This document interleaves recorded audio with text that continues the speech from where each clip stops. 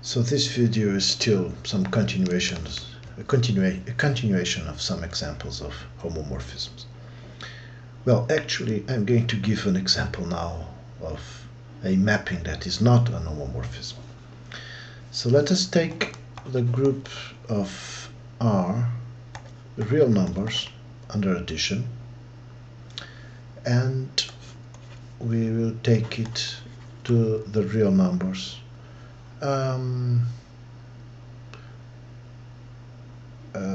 well, under addition to.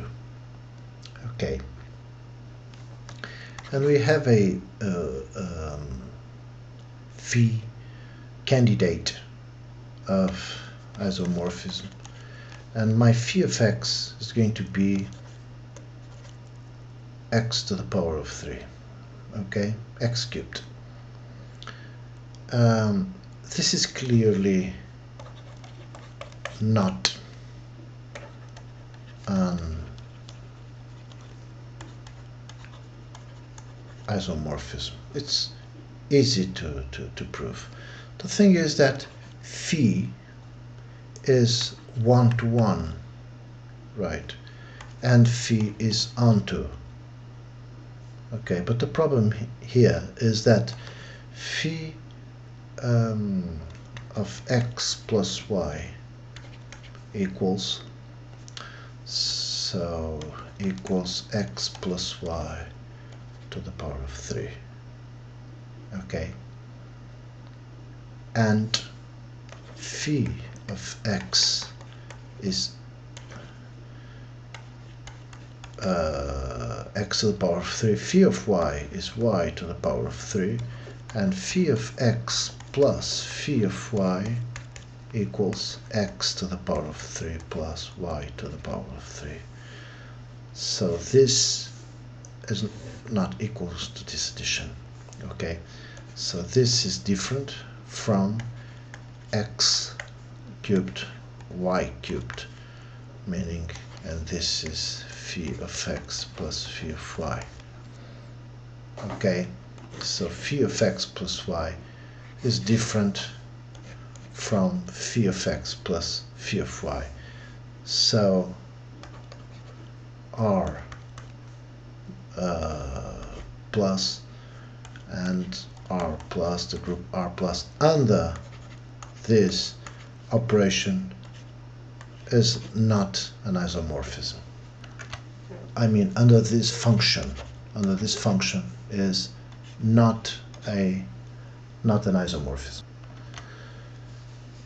It will be an excellent exercise to verify that root of unity 10 is isomorphic to Z4, and that is isomorphic to the group of units 5 too. Okay, I leave this one for the people interested in proving this.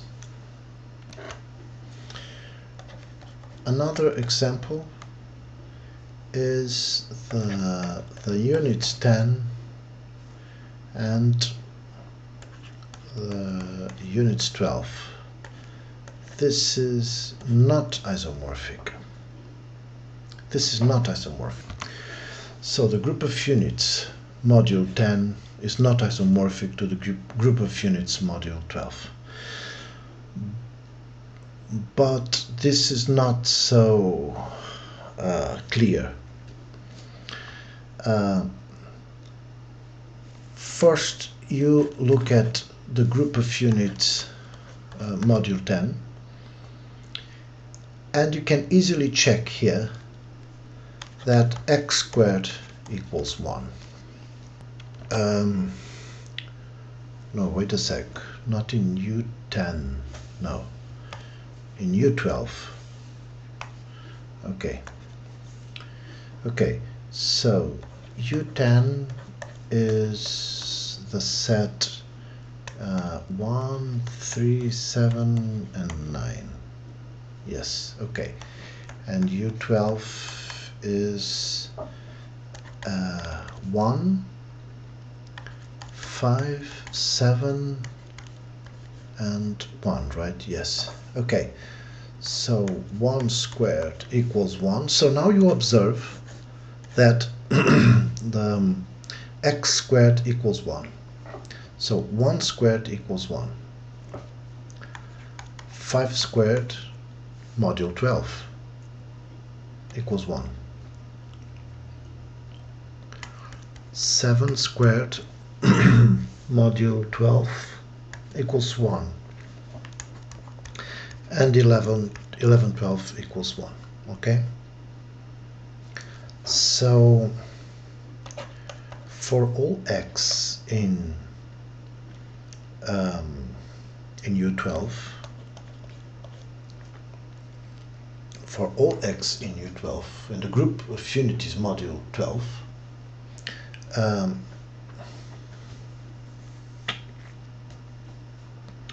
x squared equals 1. Now, we suppose that phi is an isomorphism. Let us suppose that phi is an isomorphism from U10 onto U12. Okay, if this is true, so phi of 9, for instance, phi of 9 equals phi of 3 times 3. 3 times 3. Okay, and that would be phi of 3 times phi of 3. But what is phi of 3 times phi of 3? Well, that will be 1, right? And what about phi of 1? Well, phi of 1 is like phi of 1 times 1. But that will be phi of 1 times phi of 1. That will be 1. But, okay, so phi of 1 equals phi of 9.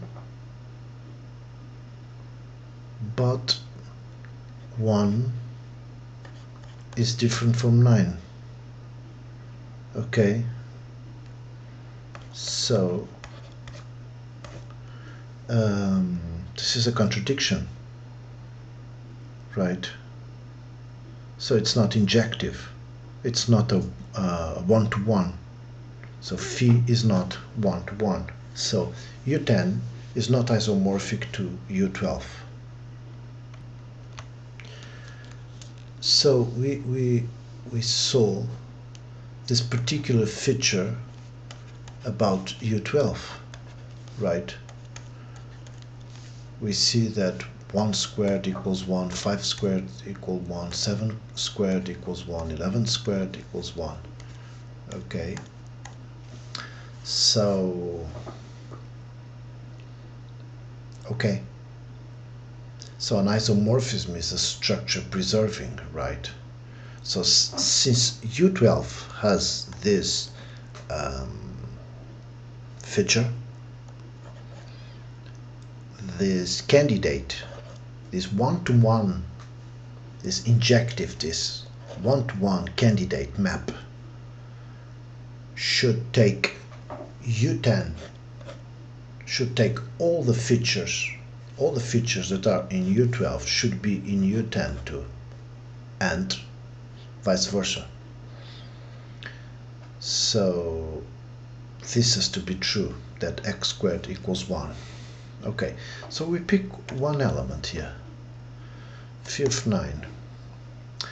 Okay, but phi of 9 equals phi of 3 squared, right? So before that,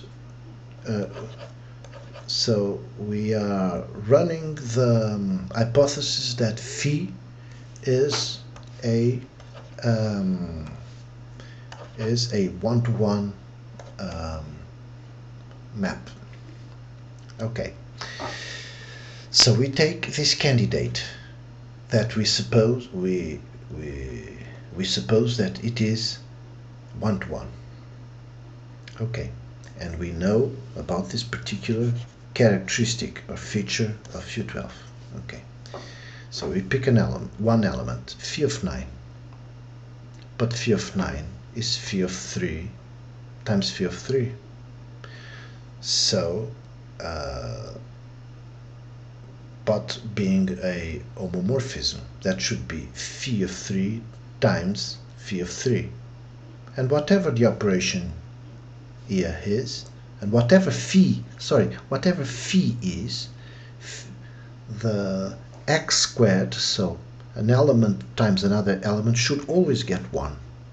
Okay, so phi of 9 should get 1 here, whatever phi is. If phi, of course, is 1 to 1. That's by hypothesis, phi is 1 to 1. Okay, and what about phi of 1? Well, phi of 1 is phi of 1 times 1. Well, but phi of 1 times 1 is also x squared. So that's phi of 1 times phi of 1. So the squared of this element, we should get 1 too.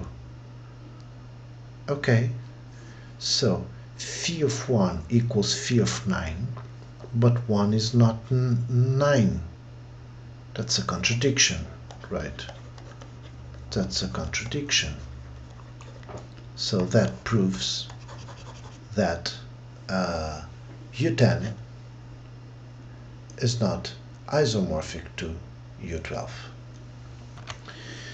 Okay, another example.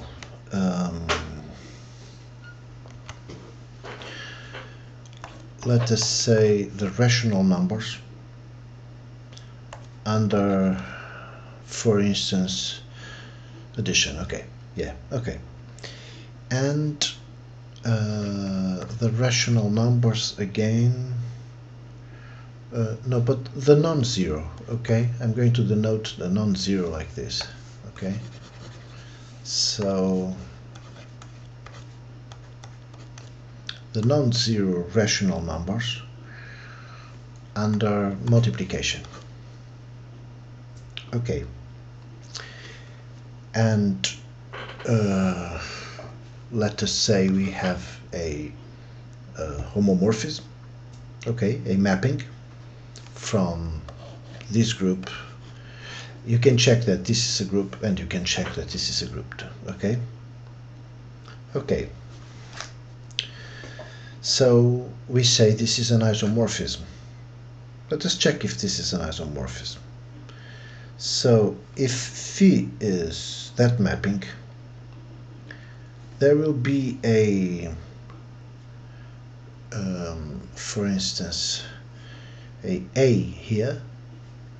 There will be a in the rationals, such that phi of a, since it is 1 to 1 and onto, phi of a should be equal to, let me pick a number here. So these are the rationals without 0, right? Let us say -1. Okay, so -1 equals a certain phi of a. But phi of a should also be phi of a over 2 plus a over 2, right? A over, yes, this gives phi of a. Okay, but phi is a homomorphism, right? So that should be phi of a over 2 times, okay, this is adding from this group, this is times phi of a over 2. But phi of a over 2 times phi of a over 2 is phi of a, that will be an image squared. So we would have a phi of a over 2 squared equals -1. Well, contradiction. No rational number squared. There is no rational number that squared gives -1.